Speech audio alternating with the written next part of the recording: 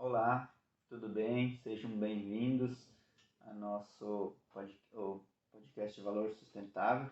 Estamos na 14ª edição. Tudo bem, Ana? Tudo bem, Rogério? Sejam bem-vindos. Certo. Então, nesse 14º podcast, a gente vai falar das oportunidades e desafios para os negócios, né? Levando em conta os ODS. Então, como que a Agenda 2030, os ODS, que foram instituídos pela ONU, eles podem orientar, engajar a minha empresa, as minhas ações lá, em conformidade com essa agenda, né? Uma ótima provocação, né, Rogério? A gente falou no podcast anterior um pouco sobre os 17 ODS, sobre as características, sobre o que eles contemplam. E aí hoje a gente volta um pouco mais para esse olhar dentro das empresas. E aí, quando o Rogério faz essa provocação, eu gosto de trazer um exemplo de uma empresa, uma amiga nossa, inclusive vejam no nosso Instagram a live ODS na prática que a gente fez com ela, e ela relata que o ODS foi um caminho, foi um pontapé inicial para ela construir um negócio, para ela construir uma empresa mais sustentável, para ela começar a desenvolver práticas e ações. Porque antes dos ODS, ela não tinha um parâmetro, ela não tinha, não sabia por onde começar. E a partir do momento que ela teve esse contato com os ODS, ela conseguiu identificar práticas, ações, visualizar como ela pode contribuir enquanto pessoa, enquanto empresa, para essa proposta, para essa agenda em prol das pessoas, do planeta, da prosperidade, em prol das gerações futuras. Exato. Então, os ODS, eles representam uma linguagem que auxilia as empresas a formar esse olhar mais sistêmico, a formar esse olhar mais colaborativo e mais integrado das questões da sustentabilidade dentro dos negócios.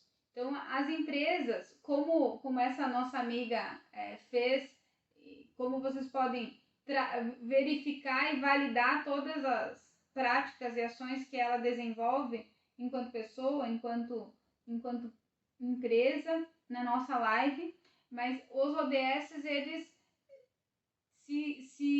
eles aparecem aí, eles se constituem aí como uma base realmente para identificar oportunidades, para identificar impactos, sejam eles positivos ou negativos, mas que precisam ser trabalhados dentro das empresas, que precisam ser trabalhados em prol dessas questões da sustentabilidade. Então, eles têm eles dão esse caminho, esse direcionamento realmente para as empresas. As empresas, elas, no cenário que nós estamos, elas precisam aí se voltar cada vez mais para essas questões da sustentabilidade, para o ESG no mundo dos negócios, né, que a gente já vem falando. Então, maximizar os impactos positivos e minimizar os impactos negativos da operação é um grande desafio. E realmente não saber por onde começar, não saber quais práticas e quais ações realizar, se torna mais desafiador ainda, né? Não saber o que fazer primeiro, ou como fazer, né? Exatamente. Então, os ODS vêm justamente para isso, para dentro das empresas se transformar num manualzinho aí de como operacionalizar esses aspectos social, ambiental e de governança. E aí, nesse sentido, as empresas elas precisam aproveitar essas oportunidades que estão relacionadas aos ODS.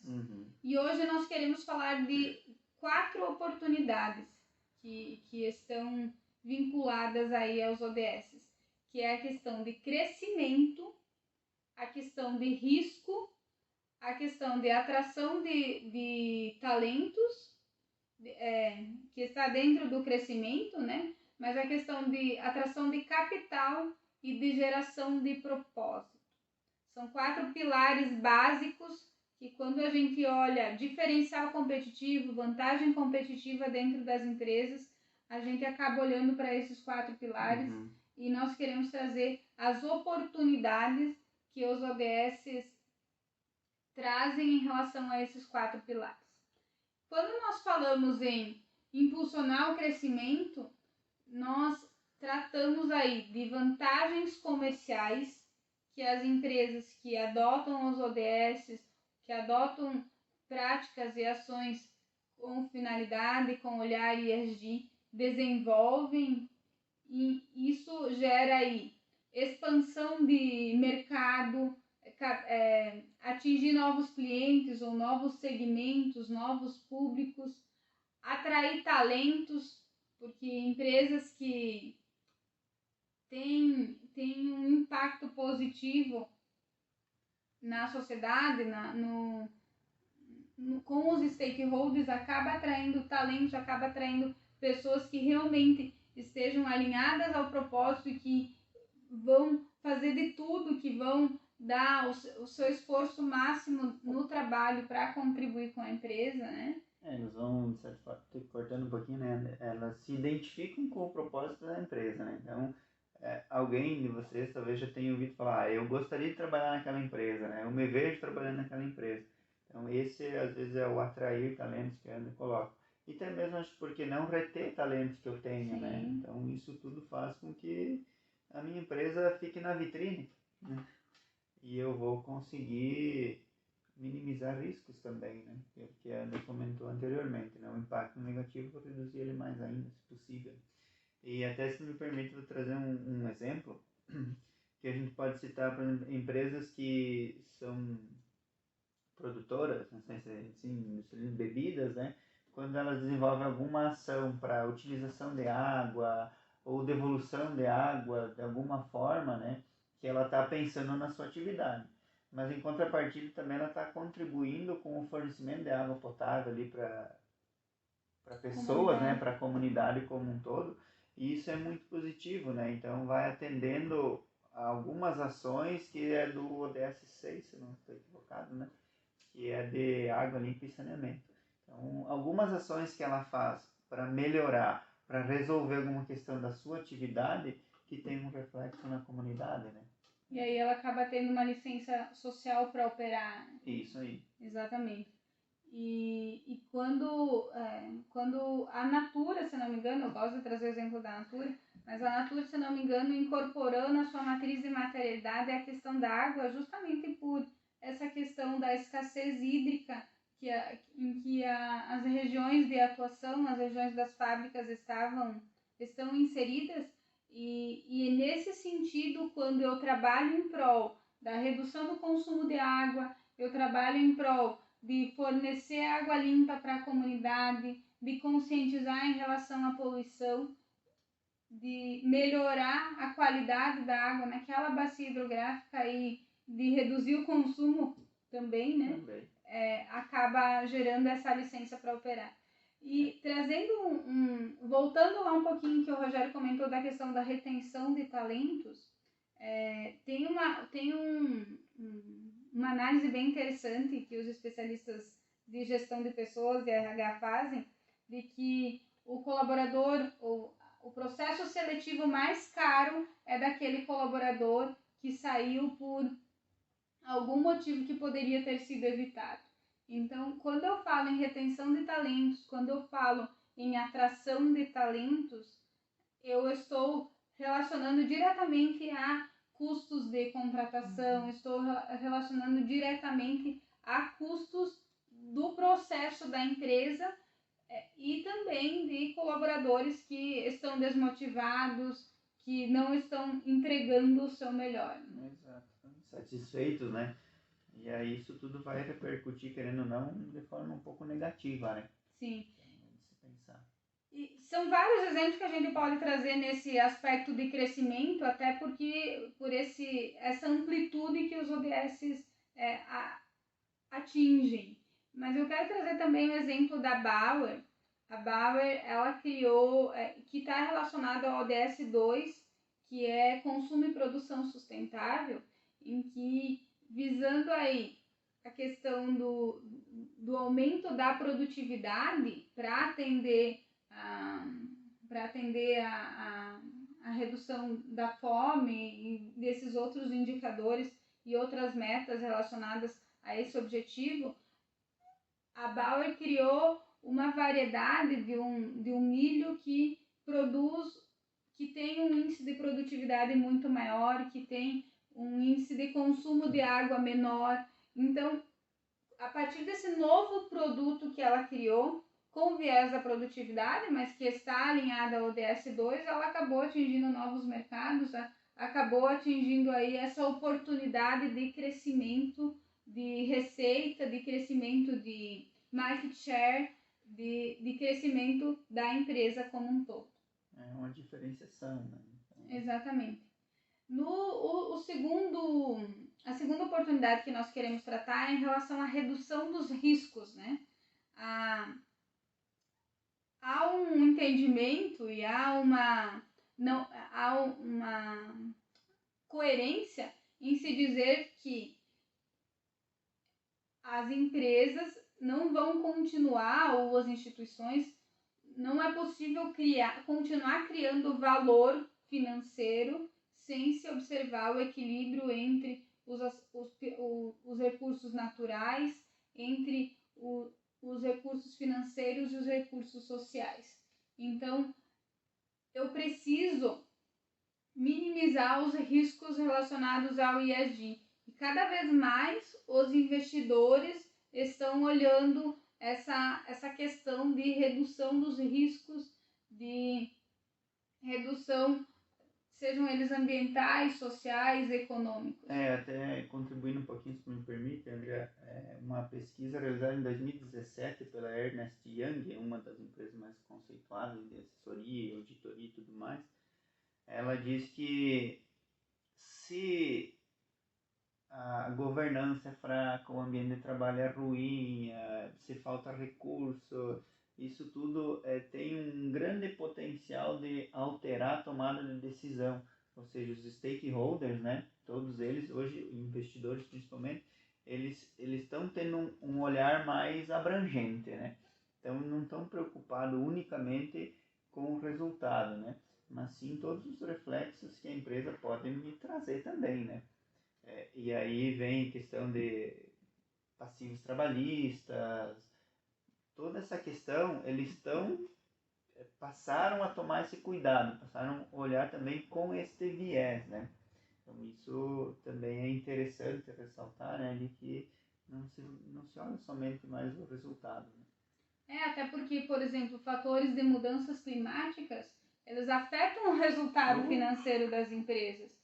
Empresas do agronegócio têm um impacto direto, por exemplo, nas questões climáticas em relação à produtividade, ou mesmo outras empresas que estão em áreas de risco em relação a enchentes, em relação a outras questões climáticas aí, que estão percebendo os seguros ficarem mais caros, né? E algumas coisas nem o difícil acesso ao seguro, né? Muitas seguradoras estão se recusando ou tem valores exorbitantes, né? Que inviabilizam às vezes a realização desse seguro. Sim, então talvez o impacto não é direto, mas ele vai ser indireto na empresa e vai afetar as questões de capital, a questão financeira, que é o que normalmente se olhava desvinculado a esses outros pilares. Outra situação que nós queremos tratar é a atração de capital. E aí nós temos alguns viés de atração de capital. Nós temos a questão de que os investidores, as casas de investimento estão direcionando o capital para empresas mais sustentáveis ou que tenham uma preocupação com práticas e ações sustentáveis. Projetos, né, com esse viés de sustentabilidade. e que tem também no seu dia a dia mesmo, né? É o caso da BlackRock e a partir, por meio do seu CEO, Larry Fink, que já vem distribuindo cartas aí para as empresas em que ele investe, trazendo inclusive datas de corte em que não vai mais investir se a empresa não olhar para diversos aspectos. Então isso é um fato a se pensar, né? Porque financiamentos ou linhas de crédito, né, que potencializam às vezes a realização desses investimentos, né? Governos têm, bancos públicos, né? Às vezes disponibilizam, né? Esse é outro viés, né? A questão dos investimentos e a questão dos financiamentos, das oportunidades de financiamento mesmo. Então tem bastante os financiamentos sustentáveis, ou linha de créditos para investimentos sustentáveis, né? Green Bonds, Sustainability Bonds, então tem uma série de fatores que vão contribuir, né? E isso vem muito, às vezes, do que a Ana comentou anteriormente, né? Essas mudanças climáticas ou obrigações lá, que eu vou atender uma bacia hidrográfica, né? Que são relacionados ao ambiental, né? Então... são possibilidades de se captar recursos para projetos sustentáveis, né? Para projetos que tenham um impacto social ou ambiental positivo a um custo menor. Então, as empresas que realmente querem implantar projetos, que realmente se preocupam com isso, têm essa possibilidade de atrair recursos, seja de investidores ou seja por meio de financiamento público-privado a um custo menor ainda. E aí o Rogério falou dos green bonds, nós temos os títulos vinculados à sustentabilidade, que é um produto relativamente novo no mercado. As instituições financeiras passaram a oferecer agora, nesse período 2021, 2022, linhas em que eu tenho uma redução da taxa de juros a partir de metas sustentáveis que vão ser atingidas. Então são oportunidades aí. E o último aspecto que nós queremos falar é o foco no propósito. Propósito, né?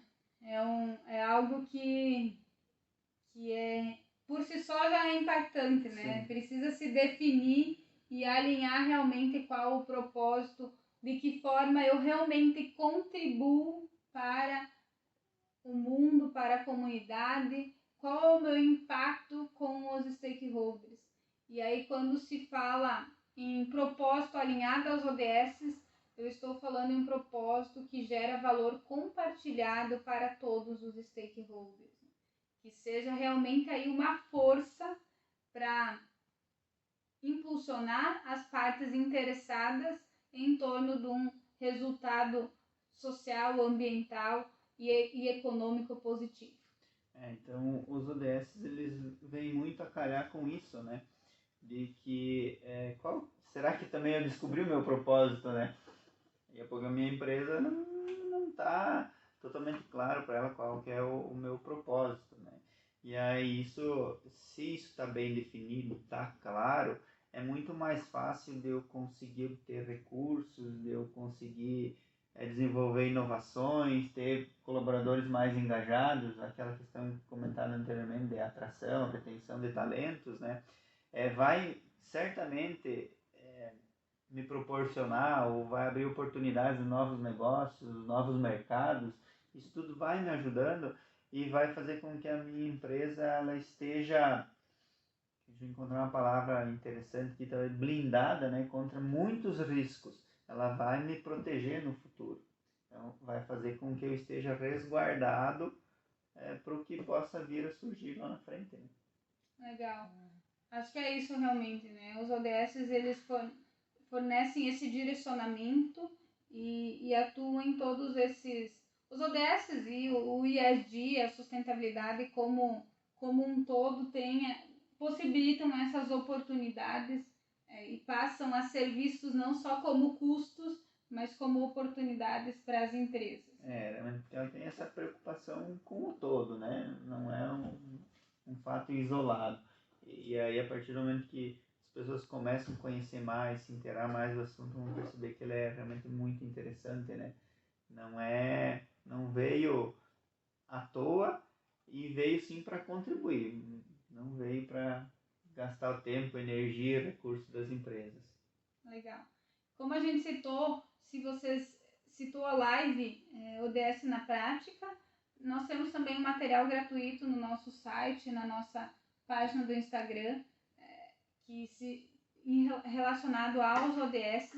Então, acessem, nós trazemos exemplos do que empresas fizeram em cada ODS, ou do que pode ser feito em cada ODS. Exato.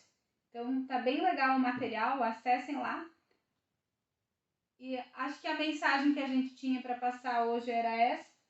Acredito que seja isso, as informações bem superficiais, básicas, né? Que nem a André comentou. Acessem lá o ODS, se ficar alguma dúvida, não deixem de nos chamar nas nossas redes sociais. A gente vai ter um prazer imenso aí em atender cada um, tirar dúvida, conversar. Legal. Então, é isso. Até mais. Esperamos vocês no próximo podcast. Até mais.